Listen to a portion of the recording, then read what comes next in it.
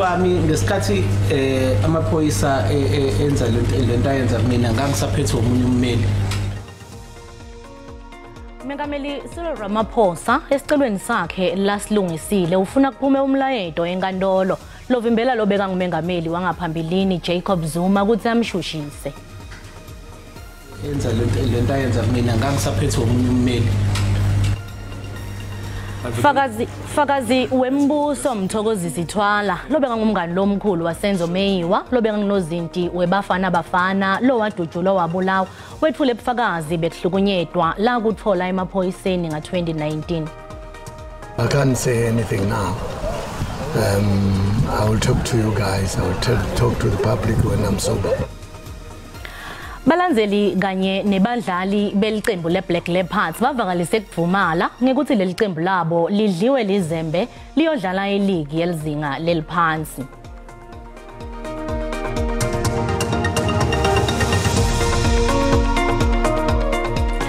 Kwaba kuhle kuphindze ngihlanganyele nawe mbukeli etindzabeni telulwimi lwesiswati la ku SABC 1 lesethula bukhoma etindlini tekusakata te SABC ye Auckland Park eJozi lishonile. Khumbula ke ukuthi letindzaba tetfolakala etingondleni tekuxhumana kanye na ku YouTube ngekuthi SABC Tindzaba.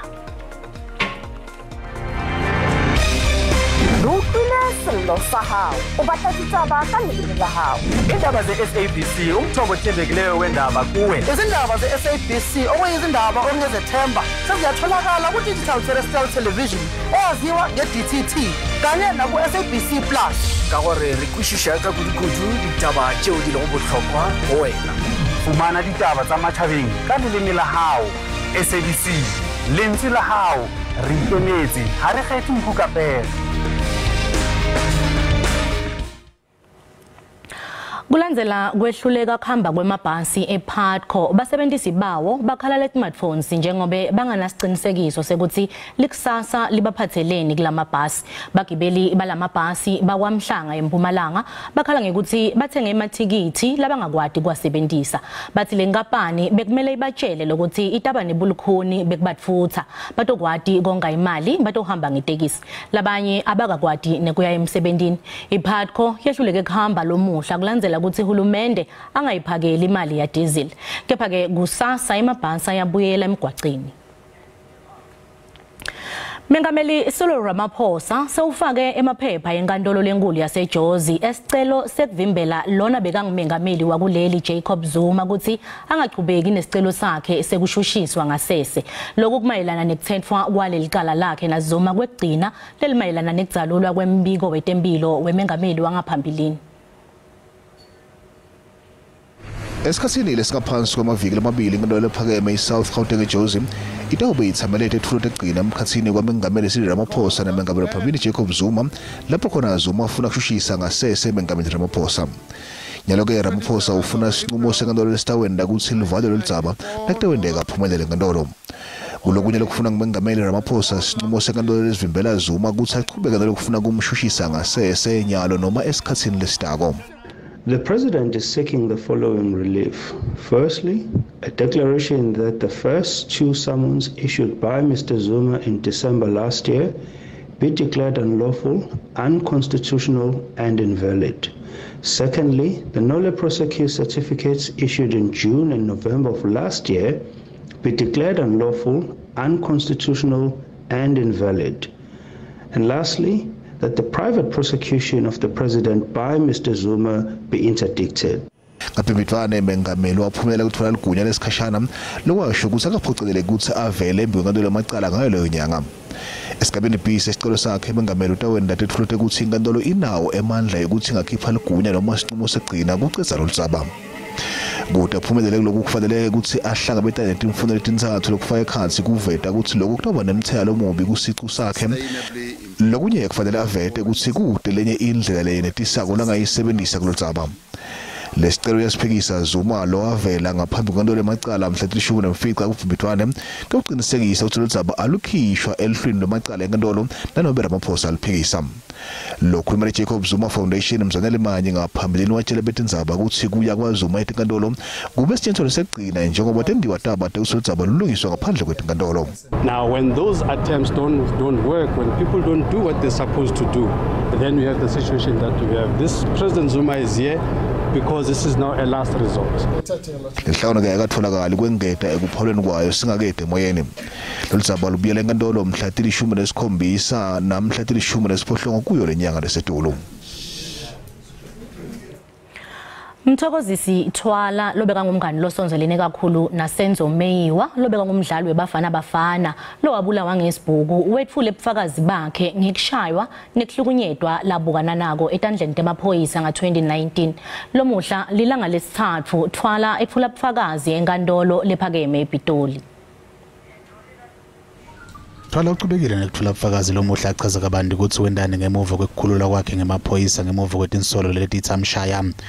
Uthi waphinza wetama ukuthola ulusito kwesikhungo lesibuke kusebenza kwemaphoyisa kepha kwafana nekuthi uyadlala. Uthi ngalesikhathi ashaya ngemaphoyisa bekasaphethwe ngolomunye ummeli luwandlulisela loLidzaba kummeli wakhe lomusha. Uthi kepha uthi made kube ngiyalo kusethe emaphoyisa laboshiwe futhi kude nalatshelwa kona ngeliphenyo lwe-IPD. Ummeli wami ngesikhathi amaphoyisa enza lento ayenza mina ngangisaphethwe omunye ummeli. So from lo mmeli wasiwa handover kuyena uMr Rogers. Mr Rogers ke ngiyacabanga ukuthi wayezama naye ngoba ngiyazi ukuthi wayezama ukucontactana nabo labo bantu. And then okunye ke ngiyacabanga ukuthi bekukuyena kodwa ukuthi sasingayitholi nathi nje into ebambekayo ngoba besimove ngala sekunalo munye nalo simfonela simtholi futhi so anga-understand ukuthi kanti i-IPD isebenza kanjani. Akuseku-4 years bekuya-4 years manje but still akukho nje abaseke bakusho or basho mhlawumbe khona babanje or baboshiwe or kwenzekile or ababuziwe abakazi basitshele lutho. Thwala utshele inkantolo lephakeme ePitoli ukuthi bandvule basebentela eNetflix lebebenda idocumentary ngempilo yaSenzo bamcela ukuthi abe ingcenye yayo kepha washaya phansi ngendvuku njengoba abona ukuthi inhloso yayo kwenda imali. Uthi wabanika izithombe taSenzo kuphela. Into abangicela yona bangicela izithombe zami noSenzo basho ukuthi izithombe bangayikhokhela nokukhokhela ngoba into yami izithombe zami. Ngase ngabatshela ke engabatshela kona nje ugcina imthayi njengoba ngisho ukuthi angithandi ukuba kuyona ngoba kumina nje ngangibona kuyindlela yokwenza imali le documentary. Izithombe futhi ngabanikeza zona ngabatshela ngathi angifune imali yabo ngabanika mhlawumbe ngabanikeza izithombe ezo6 zami. Advocate George Baloyi ucele Thwala ukuthi achaze kabanti ukuthi bebahleti njani endlini yakhabokheli Khumalo nakwendeka lesehlakalo. Uthi bebanatha tshwala ngalelo langa kepha ukhumbula konke lokwendeka. On the far side here kakuhleli uMakakheli. Kelly's mother sat there the far side and then in the middle la kakuhleli Zandi sat there in the middle and then ngala opposite on the side kakuhleli Tumelo. It was Tumelo lapha nendawo nemizi kakuhleli mina. I sat in the middle la kule couch kakuhleli uSenzo. Lelicala laqhubeka enkantolo lephakeme yasePitoli. Imvuselelo lubisi Tindzaba SABC eJozini. Kutsingidwa tinkinga letihlasele umkhakha wetempilo kuleli engcongcotheleni yesibili yetempilo yemenga ngesikhathi ikhuluma nditithunya indvuna yetempilo Dr. Joe Phahla isite kufakwa kweluhlelo lwavelonke lolukhethekile lwetempilo ngiso sisombululo kude kulwiswane naletingcinamba letihlasele lomkhakha. Kugcwala kwetigulane etibhedlela kuba bete kahle kwemali nekuswelakala kwetisisebenzi ngulenye yetingcinamba letibukwana nemkhakha wetempilo kuleli.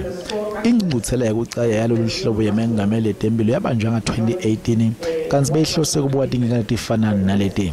Umonakalo lowashiywa yi-COVID-19 emkhakheni wetempilo kungene kuphuma kulela ungekho emthethweni nekuswelakala kwetisisebenzi letinemakhono ngulokunye lokukhulunywa ngako.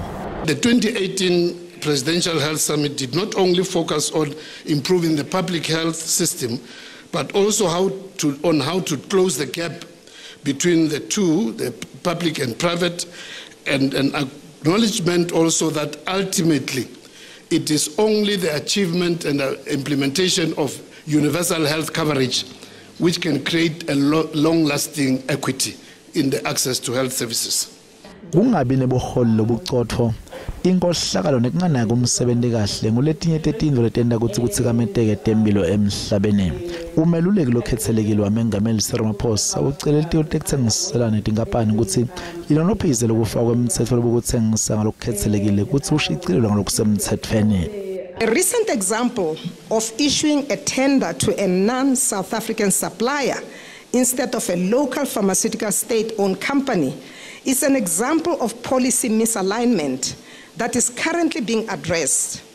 It would be good if the Department of Trade and Industry can expedite the preferential procurement policy bill by tabling it in Parliament. Ndunankhulu waseGauteng Panyaza lisufile kunguye lomukele tithunya ucele ukuthi kube nesisombululo kuletinkana letibukene tempilo. Mengameli Ramaphosa kulenze ukuthi ethule inkulumo yakhe lekhethelekile kule ngcucuthela kusasa. Kutakuthi ngenyanga yeLweti kulomnyaka lo setulu kubanjwe ema-awards eti-70 tetempilo eMpumalanga. Inhloso yawo ukukhuthata labo labenda kahle kutempilo ukuthi baqhubeke kakhulu nekwenda umsebenzi wekuhlenga tempilo tebantfu bakuleli ngekutikhandla. Elayinini ke sina Sylvia Maseko lotawukhuluma kabandi ngekuthi angenelwa njani. Asikubingelele sikwemukele Tindzabeni tesiSwati ku SABC 1 na ku DTT kubonye. Ngiyabonga ngikubingelele studio ngibabingelele babukele emakhaya be-SABC. Kafushane nje ngamane sitshele ngema-awards nangenhloso yawo. Alright, so ukuthi ke i-organization yethu ibitwa nge-Health Excellence Organization lapho ke si-organize wona lama-Health Excellence Awards and also si-organize ema-Health Symposium for ma-healthcare professionals lahlukahlukene, be it bodokotela, i-allied health, cishe nje lahlukahlukene, and kuwo onke ke ngamane lama-program ethu kunema-sponsors mhlambe lekuthi sisebenzisana nawo lekuthi ayasichasa kuze ukuthi sikhona lo msebenzi lona ube possible. So uma kufika ke kulama awards lama awards njengoba ushilo ke sesikokuthi ayendeka ngoNovember.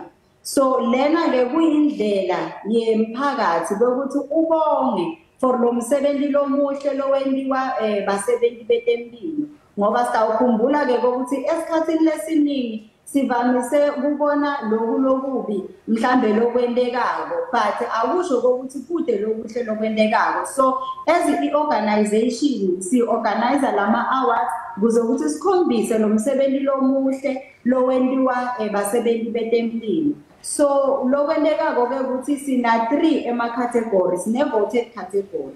So kule voted category lena ngilapho ke umphakathi unominator khona nesi noma dokotela noma ngisiphi nje sisebenzi setempilo lokuthi they go an extra mile to save lives. So bayaba nominator kule ma documents ke lekufanele ukuthi bawasubmit ngoba nathi si-organization angeke size sijabule ukuthi so winile zibanibani kephana akusukuthi mhlambe uqualified akanawo lamaphepha lekafunekako. So kungako ke senda i-verification and then funa ukuthi I-accept ke lo nomination, then from there ema-judges wethu ayahlala phansi ke abethe sekayachuza ukuthi ngibaphi lekuthi bayayimitha le criteria bende le shortlisting, and then after ba shortlistiwe ke ba allocateelwa ema-code so that ema-patients kumbe biyatigulane leti betivamise kuthola le service form labo basebenzi betempilo bakhona ukubavotela ngoba lena i-project ye-community yekubonga umsebenzi lomuhle lowendiwa yiwo. So babethe bayabavotela ke kuwine mhlambe lo lekuthi uvotele kakhulu uthanzwa kakhulu mhlambe emphakathi ngale service line kawo. Kanti ke sifuthi sine honorary category. So kulena ke ngilapho lesi honorisha khona mhlambe labo basebenzi betempilo lokuthi bende info lenkulu kakhulu lekuthi mhlambe inyakadise cishe mhlambe iSouth Africa yonke kumbe cishe umhlaba wonke. For example eminyakeni lowendlule sike sa acknowledge umsebenzi omuhle lowendiswe Prof Chifulari lapho ke waperforma the first middle ear transplant. So kule honorary besibuka lokhu ukuthi mhlambe yini lokuhle lekwendiwe mhlambe in that specific msebenzi wetempilo, then so bese sowuthola ke le honorary category ngoba siyathi ukuthi kunezinto letihle kakhulu labatendako and uthola ukuthi ngalesinye isikhathi asibabongi enough. And then kungako ke siba nale deceased stalwart category lapho ke si acknowledge mhlambe basebenzi labatempilo labasishiyile ngoba siyathi ukuthi labanye uthola ukuthi bashonela basemsebenzini ngiloko naloko ngoba ngaso sonke isikhathi bona bathatha i-oath yokuthi bona batawubeka igulane ekuqala before impilo tabo.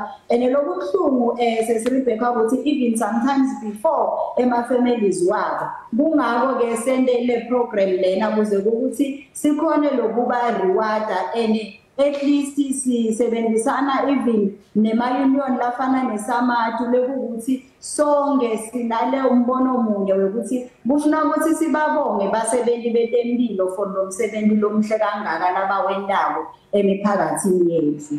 Ngamane ngabe labaphumelele batfolani? Okay, kwamanje ke labaphumelele bathola i-trophy,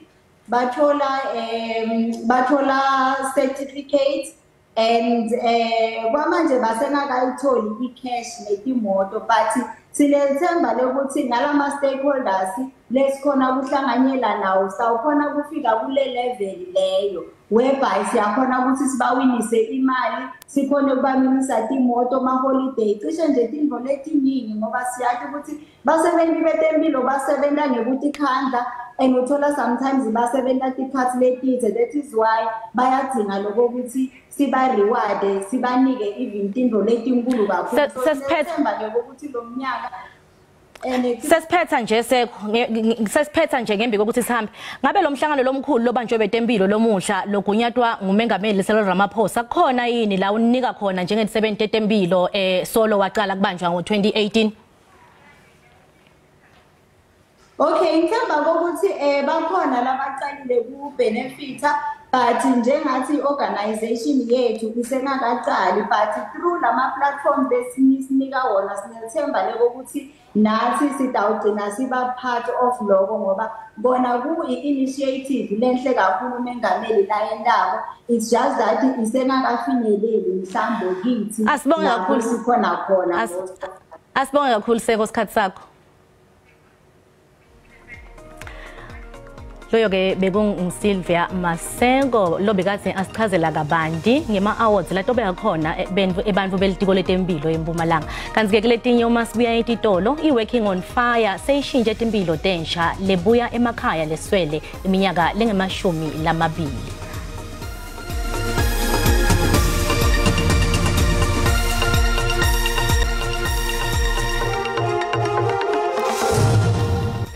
Sisese ku Tindzaba telwimi lesiswati la ku SABC 1 mbukeli kanti na usanza ngena siyakwemukela futhi sisekhona sichubeka nato. Kucima umlilo kushintshe impilo tebantfu labasha kule minyaka lengama-20. Inhlangano ye Working on Fire icashe tisebenti letingetulu kwetinkulungwane letisihlanu velonke. Kubiye kube khona nekulahlenga kwetimpilo tebantfu kulo msebenzi njengoba nje kusukela yasungulwa section ebantfu labacima umlilo laba-16. Kanti ke lamaqhawe la ufulathela umhlaba ahlonishwe lomuhla njengoba bekulilanga libuhlungu lapho kubungatwa khona labacima umlilo umhlaba wonke jikelele.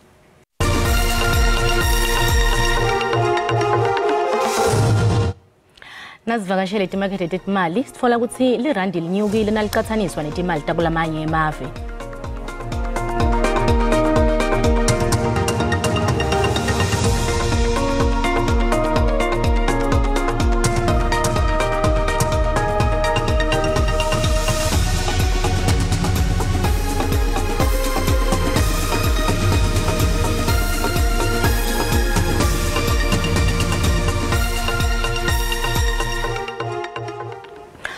Balandzeli kanye nebandlali belicembu leBlack Leopards bavakalise ukuvumala ngekuthi leli cembu labo lidliwe elizembe liyodlala iLeague yelizinga leliphansi ngemuva kwekudlala iLeague yelizinga lelisetulu iminyaka lengetulu kwema-20 kanti leli cembu laseThoyando lidliwe elizembe nebalingani balo iTTM ngempela sonto ukuthi bayodlala kuLeague yelizinga leliphansi kusasele imidlalo lemibili. Nati longatlinzela nasiphomotha kuletiphuma embiteni kuligwalagwala FM.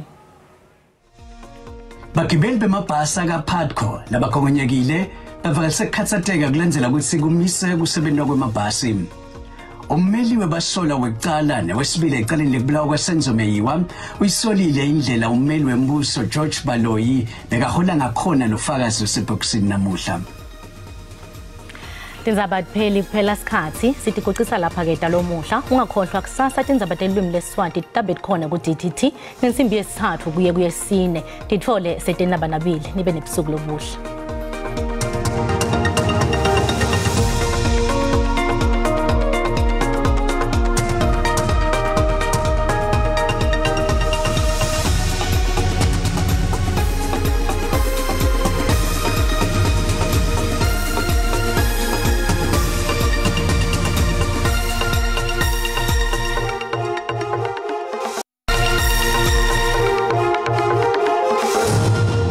Nginibingelele ngiphinze nginamukele kunasi isimo selitulu babukele emakhaya sanibona sibuka imvula nemoya namhla kusihlwa siyabona ukuthi kubonakala ngasinemathuba lamahle emvula labonakala khona enhlane live kanti ke nalapha esifundeni salapha eLimpopo babukele emakhaya ngagcina safike khona ku 30% kanti ke umoya ngagijima ufike khona ku 20 km ngeli hour kanti sasibukela ngeni lakusasa siyabona silawo amathuba emvula silabele silenjelo kanti kunedinkungu elicinqalo nolive kuyafika khona enhla lapha esifundeni salapha eMpumalanga Kapa kanti ke babukele emakhaya emvula silabele silenjelo ngagcina safike khona ku 30% kanti kwehlela khona eLgwini lapha eThekwini kwehlela endansi lapha eMpumalanga Kapa bonakala khona nakhona amathuba emvula la ngagcina funa afike khona ku 30% kanti nasibuka kufuthumala kwelive la eGauteng iJohannesburg itawucala khona lapha ku11 nyulo ku25 Pitoli hlethi khona ku27 Vereeniging naye hlethi ku27 kanti lapha eSprings licala khona ku11 linyukele khona lapha ku25 sinyukela khona lapha esifundeni salapha eLimpopo lapha enzaweni lapha eMusina licala khona ku17 nyulo khona ku33 lapha eLephala hlethi ku31 kanye neThabazimbi Belabela licala ku14 anyukele ku30 emva kwemadina babukela emkhaya sehlela endansi lapha eMpumalanga kanti lapha enzaweni lapha esikhukhuza liyashisa hlethi khona ku32 emva kwemadina kanti imbombe licala ku15 nyulo ku26 Carolina lipholi licala ku11 nyulo ku25 kanti Emelo licala ku9 linyukele khona lapha ku23 enzaweni lapha kwaZulu Natal lapha eThekwini licala khona ku17 nyulo ku25 Pietermaritzburg hlethi ku23 Vryheid licala ku13 nyulo ku28 kanti eRichards Bay licala ku21 linyukele khona ku26 hlelela endansini lapha eMpumalanga Kapa eMthatha hlethi khona ku22 lipholi Maletswayi licala khona ku1 ekseni bese nyukela khona ku27 kanti uLomo licala khona ku10 nyukela khona lapha ku21 eCebega hlethi khona ku23 eNtshonalanga Kapa lapha eCape Town hlethi khona ku20 emva kwamadina uSecala khona ku8 nyukela ku23 kanti eBedford West licala ku9 nyukela ku23 nayo kanti ke iGeorge licala ku13 lihlethi khona ku20 emva kwamadina esifundeni sefu lesikhulu kunato tonke enzaweni lapha eAppington hlethi khona ku32 Calvina licala khona ku2 anyukela ku25 Southern -3 ekseni nyukela khona ku21 kanti ke ngena khona lapha esifundeni lapha eFree State babukela emakhaya lapha eSosobek hlelo khona ku26 kana neCrockstad kanti wephana ucala khona ku6 ekseni anyukela khona ku26 naye kanti ke lapha eFrankfurt lihlethi khona ku25 esifundeni sefsegcina lapha eNorthwest enzaweni lapha eRustenburg lihlethi khona ku28 emva kwamadina Mahike ngicala khona ku12 anyukela ku27 kanti ke iToska lihlethi ku31 lapha eFreiburg cala khona ku9 lihlethi khona ku29 bungathi lokho ngiphathelana ukubukela ukuhlethi hlelo landzelako nisalane kahle.